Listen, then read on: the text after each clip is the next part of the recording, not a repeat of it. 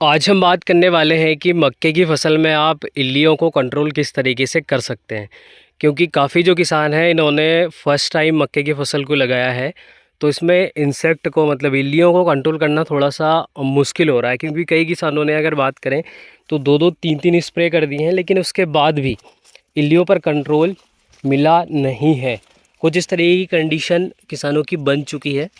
अभी अगर इस वाले रकबे के बारे में बात करें तो इसमें एक इल्लियों का जो स्प्रे हो चुका है, उसके बाद फिर एक जो बाल्टल वाली पद्धति रहती है उससे भी एक बार डलवा दिया गया है।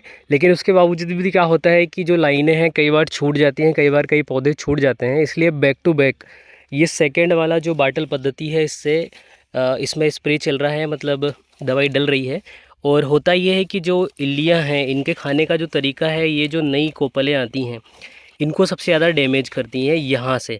तो आपको पता भी नहीं चलता है कि आपका पौधा डैमेज हो रहा है। जब आपकी पत्तियाँ बढ़ती हैं उसके बाद फिर इस तरीके से डैमेज आपको दिखता है, तो ये काफ़ी ज़्यादा समय हो जाता है, लगभग 7 से 8 दिन हो जाते हैं। उसके बाद फिर आपको पता चलता है कि आपकी जो फसल है उसमें इल्लियाँ लग चुकी हैं।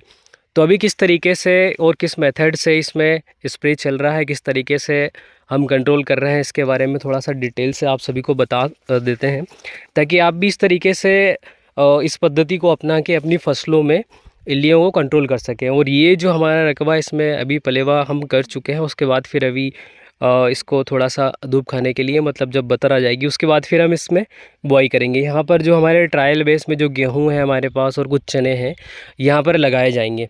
अभी हमारे यहाँ जो पद्धति चलती है उसमें मतलब ज़्यादातर आप इसी पद्धति से ही इंसेक्ट को कंट्रोल कर सकते हैं। इसके अलावा आप कितने ही स्प्रे कर लें उसके बाद भी आप इल्लियों को कंट्रोल नहीं कर सकते। तो ये जो पद्धति है वन ऑफ द बेस्ट है।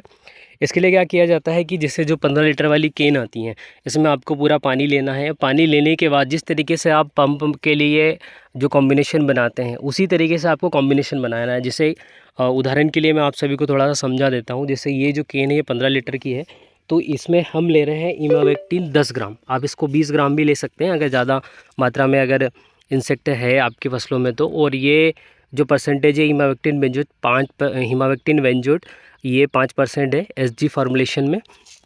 और ये बूस्टन कंपनी का है। वैसे तो आप किसी भी कंपनी का ले सकते हैं, अच्छी कंपनी का ले सकते हैं, जैसे आप बीएसएफ का ले सकते हैं, धानुका का ले सकते हैं। और भी कई कंपनियां मार्केट में जो कि 1500 से लेकर 1800 के रेंज में आपको बहुत अच्छी मात्रा में आपको ये मिल जाएगा।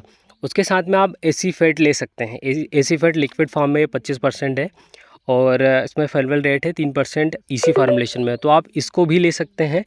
और इसको हम ले रहे हैं 25 ml प्रति 15 लीटर पानी के साथ में, और इसको ले रहे हैं 10 ग्राम प्रति 15 लीटर पानी के साथ में। और जब ये आपका डाइल्यूशन बन जाता है, आपका घोल कंप्लीट हो जाता है, उसके बाद कुछ इस तरीके से ये जो बाटलें हैं, ये जो 1-1 लीटर वाली बाटलें हैं बिसलरी की, इनमें भरने के बाद फिर आप इस तरीके से यहाँ पे आपको डालना है। और इसमें आपको ज़्यादा मात्रा में नहीं डालना है, क्योंकि ज़्यादा मात्रा में अगर आप डालोगे तो पौधे के जलने की थोड़ी सी समस्या हो सकती है।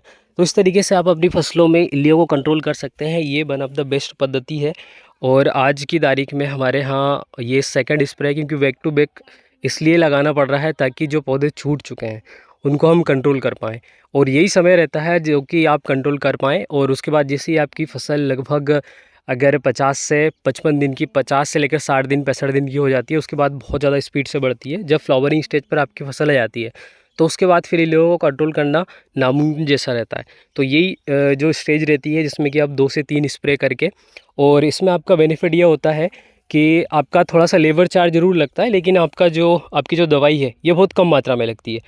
तो लगभग जो कॉस्ट है आपकी लेवल में ही रहती है। तो इस तरीके से आप कंट्रोल कर सकते हैं। इस पद्धति से आपको मात्र 2 लेबर लगते हैं और उसके साथ में मात्र आपको 30 लीटर के समथिंग पानी लगता है, जिससे कि आपका जो 1 एकड़ रकबा है उसको आप कवर कर सकते हैं। तो इसी पद्धति से आप मक्के की फसल में इंसेक्ट को, इल्लियों को कंट्रोल करने के बारे में सोचें, क्योंकि काफ़ी ज़्यादा किसान कन्फ्यूजन में हैं। जिन्होंने फ़र्स्ट टाइम मक्के की फसल को लगाया है काफ़ी ज़्यादा कन्फ्यूजन में रहते हैं कि किस तरीके से हम इल्लियों को कंट्रोल करें, क्योंकि इस स्टेज पर अगर देखें तो 3-3 4-4 स्प्रे हो चुके हैं और महंगे महंगे कीटनाशक भी डाल चुके हैं, उसके बाद भी उनका सही तरीके से कंट्रोल नहीं मिल रहा है। तो ये जो पद्धति है इसी तरीके से आप इल्लियों को कंट्रोल करें।